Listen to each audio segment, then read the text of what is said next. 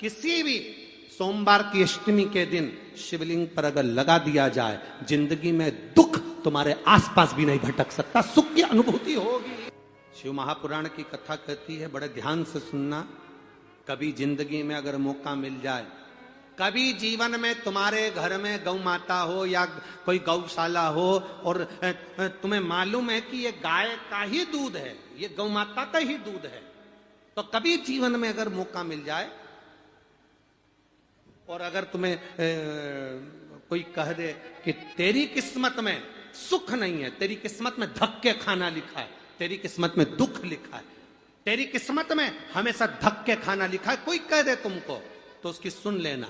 और आखिरी में केवल बेलपत्री का ये बीच वाले भाग पर गौ माता, अगर देसी गाय अगर कहीं हो, उसका अगर दूध सुबह का समय का मिल जाए, शाम का दूध नहीं, सुबह का यदि दूध मिल जाए, इस बेलपत्री के मध्य भाग में, आप लोग आस्था चैनल पर आप इस पत्ती, बीच की पत्ती के मध्य भाग में थोड़ा सा दूध लगाकर, नीचे के भाग में भी थोड़ा सा दूध लगाकर, दोनों पत्तियों में गाय का घी लगाकर भगवान शंकर के शिवलिंग पर कभी मौका मिल जाए जिंदगी में एक बार, किसी भी सोमवार की अष्टमी के दिन शिवलिंग पर अगर लगा दिया जाए, जिंदगी में दुख तुम्हारे आसपास भी नहीं भटक सकता, सुख की अनुभूति होगी।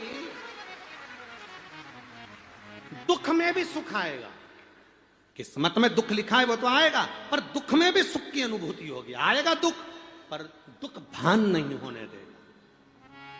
पांवों में अगर ठोकर लगी है तो थोड़ी तो चोट लगेगी, पर जूता पहने हो तो ज्यादा लगेगी क्या? जम के तो बोलो रे, नहीं लगे, क्योंकि जूता पहन रखा है, तुमने पहले से सेफ्टी कर रखी है, तो चोट नहीं लगेगी। ठोकर लगी, कष्ट हुआ, पांव में थोड़ा कष्ट हुआ, पर इतना नहीं हुआ। अगर नंगे पैर होता, चोट लगती तो ज्यादा लगती। अष्टमी बहुत सुंदर दिवस है, बहुत बहुत बधाइयां महाराज।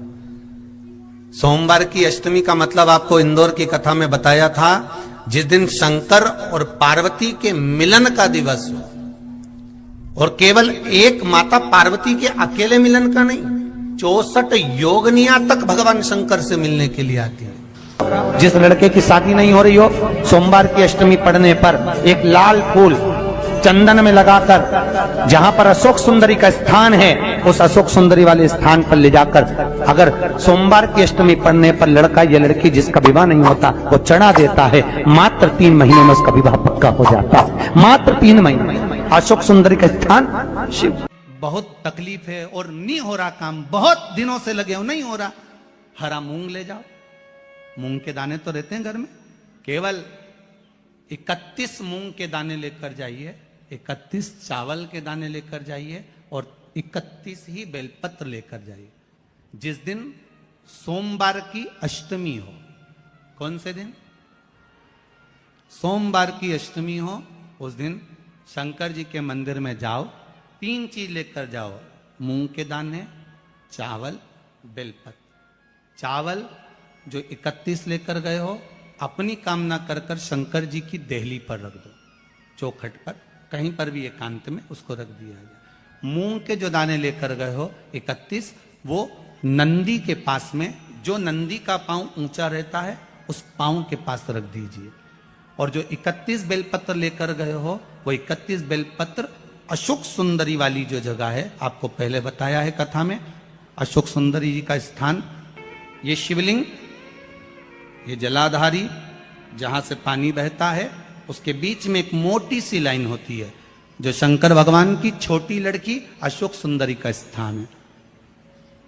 शिव जी के 13 बच्चे हैं, 13 बच्चे में सबसे छोटी लड़की अशोक सुंदरी यहीं पर विराजमान होती है, जहां से पानी नीचे गिरता है।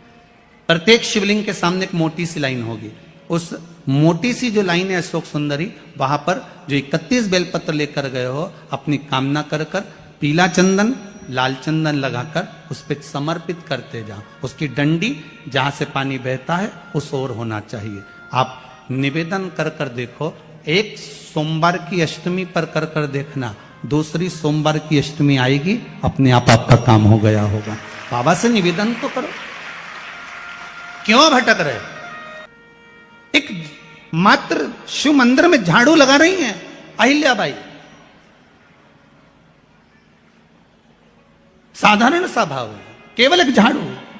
कई लोग कहते हैं महाराज जी आप कहते हो मंदिर में जाकर झाड़ू लगाओ, पोछा लगाओ, तो जो हमने मंदिर में रख रखा है स्वीपर आदि कादिक जो भी सेवा करने वाला है, काम करने वाला है, वर्कर है, वो कर रहा है, तो हम क्यों करें? अरे भाई एक बात याद रखना, आप सबसे पूछना चाहूंगा, आप लोग कहते हो कि मंदिर की सफाई जो वर्कर रखा है उसे करना चाहिए, मंदिर की सफाई जो पुजारी रखा है उसको करना चाहिए। मैं आपसे पूछना चाहता हूं कि आपके घर में जो तिजोरी है दिवाली पे उसकी सफाई कौन करता है? नौकर करता है? अरे बोलते तो जाओ। नौकर करेगा? नहीं। वर्कर करेगा? नहीं। स्वीपर करेगा? नहीं। तिजोरी की सफाई कोई दूसरा नहीं करता, तिजोरी की सफाई हमें करना होती है। उसी तरह मंदिर की सफाई न पुजारी करे न कोई वर्कर करे, जो दर्शन करने जाए वो करे, क्योंकि ये तिजोरी है हमारी, ये तिजोरी है हमारी, यहां से हमें मिलता है, ये मेरा देव अतिदेव महादेव देता है। और धतूरे का फूल,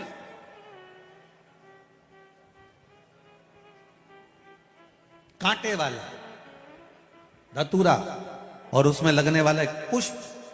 आस्था चैनल पर आप लोग देख रहे होंगे धतूरे के फूल का दर्शन।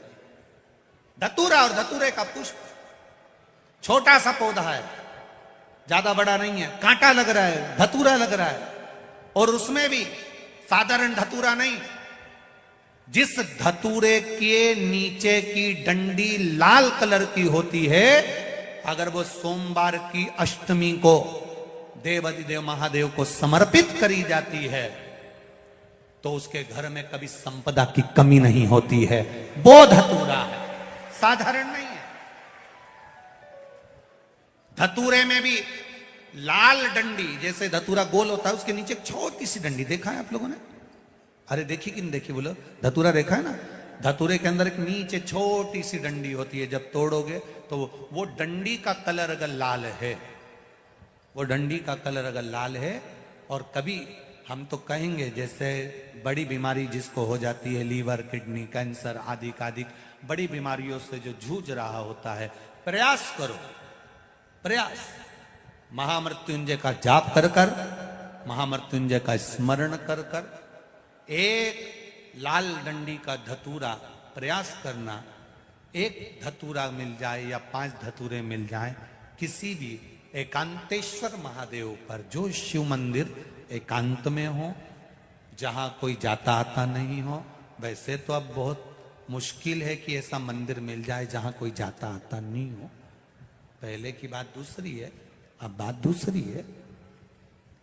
फिर भी कहीं आप रोड पे से निकल रहे हो, एकांतेश्वर महादेव अगर आपका दिख जाए, बहुत बीमारियों से ग्रसित हो, तो भी महामृत्युंजय जाप का स्मरण कर कर या किसी विद्वत ब्राह्मण जन से महामृत्युंजय मंत्र का जाप कराकर, या भगवान शिव के मंत्र का जाप स्वयं कर कर, वो भी ना बने तो पंचाक्षर मंत्र नमः शिवाय, षडाक्षर मंत्र ओम नमः शिवाय, या श्री शिवाय नमस्तुभ्यम जप कर वो लाल डंडी का धतूरा 5 एकांतेश्वर महादेव को आप समर्पित कर सकते। रोग थम जाएगा, जो दवाई खाओगे वो शरीर को लगना प्रारंभ हो जाएगी और आप स्वस्थ होना प्रारंभ हो जाएंगे। अगर बड़ा रोग, देवी शंकर के मंदिर में जाओ, शिव जी का पूजन कर जब वापिस आओ तो शंकर भगवान के मंदिर में जो बाहर नंदी बैठता है उसके कानों में ओम नमः शिवाय बोलकर अपने मन की कामना उसके कानों में बोलकर आप आ जाइए, आपकी कामना 3 महीने में पूरी हो जाती है। नंदी के ईश्वर भगवान का स्मरण करिए। अगर 7 बेलपत्र आप शंकर को समर्पित करते हो तो 1 बेलपत्र नंदी भगवान पर भी अवश्य समर्पित करें। नंदीश्वर भगवान शिव को समर्पण, 1 बेलपत्र नंदी के ईश्वर की ओर चढ़े। और बहुत ध्यान दीजिए महाराज, अगर कोई काम अटक रहा है, नहीं हो रहा, बहुत प्रयास करा, तो भगवान शंकर के मंदिर में 5 बेलपत्र चढ़ाइए और शंकर भगवान की जो छोटी लड़की है अशोक सुंदरी, आपको बताया था ना अशोक सुंदरी का स्थान, भगवान शंकर की 6 लड़कियां हैं, उसमें से सबसे छोटी लड़की अशोक सुंदरी की जगह पर एक बेलपत्र चढ़ाइए, फिर एक बेलपत्र नंदीकेश्वर पर चढ़ाइए, और नंदीकेश्वर पर चढ़ाने के बाद भगवान शंकर के मंदिर के बाहर चौखट पर दिया लगा दीजिए साइड में, और फिर अपने घर पर आ जाइए, आपका कार्य सफल होना प्रारंभ हो जाएगा। नंदीकेश्वर, भगवान नंदीकेश्वर का स्मरण कर लेने पर जीव आनंद सुख की अनुभूति करता है। ओम नमः शिवाय, श्री शिवाय नमस्तुभ्यम। स्वागत है आपका शिव महापुराण उपाय में। तो दोस्तों, आज हम फिर से एक बार बात करने जा रहे हैं सोमवार की अष्टमी तिथि के उपाय के बारे में। सोमवार की अष्टमी तिथि 5 मई को है, तो दोस्तों 5 मई को सोमवार की अष्टमी तिथि के दिन यह उपाय ज़रूर करें। यह उपाय करने से आपके जीवन में बहुत सारे बदलाव होंगे, जैसा कि पूज्य गुरु पंडित प्रदीप मिश्रा जी ने इस उपाय में बताया है, इस कथा में बताया है कि इस उपाय को कैसे करना है, कब करना है और किस टाइम पे करना है। तो दोस्तों, अगर आप पूजन विधि सही समय पे सही वक्त पे करते हैं तो आपका यह उपाय बहुत ही सरल है। तो दोस्तों, आप सभी उस उपाय को एक बार सुनिए, इस वीडियो को सुनिए, इस कथा को सुनिए और पूज्य गुरु पंडित प्रदीप मिश्रा द्वारा बताए गए इस उपाय को सुनकर अपने जीवन को कृतज्ञ और धन्य बनाइए। आइए इस कथा को सुनते हैं। बोलिए हर हर महादेव।